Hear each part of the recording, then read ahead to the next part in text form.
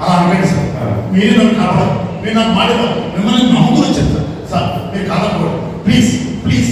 ఈ మాట నాకు బాగా నచ్చింది. నన్ను నమ్ముకోకుండా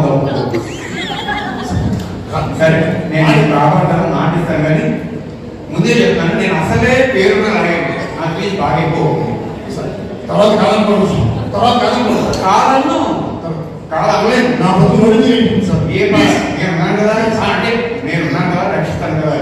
కాదు సార్, నన్ను కాపాడాలి. మీరు ఎలాగైనా మీరు నన్ను కాపాడగలరు. సరే మీరు నమ్మకంతో వచ్చారు. సరే కాపాడతాను, కానీ ముందే చెప్తాను అసలే నా ఫీజు ఎక్కువ, నేను పేరులో రాయదు. ఇది విషయం ఏంటో చెప్తాను సార్.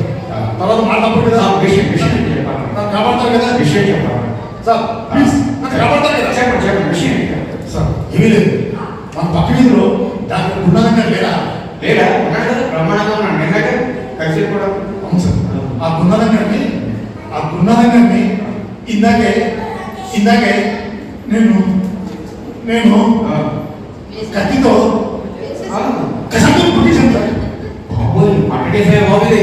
అది గుండాలు చాలా మంచివాడు, చాలా మంచి డాక్టర్, హస్తవాసన పేరుంది. ఆయన సరిపెట్టి చాలా మటర్ కేసు అవుతుంది. సరే సరే మాట ఇచ్చాను కదా, రక్షిస్తాను పర్వాలేదు. కానీ ఒకసారి ఇంత కట్టింది మనలో మనం మాట్లాడాలి. ఆ డాక్టర్ గుణాలు కానీ ఎందుకు పట్ట చేయాల్సి వచ్చింది? ఆయన కూడా పిల్లలే ఫీజు ఎక్కువ అడిగినట్టు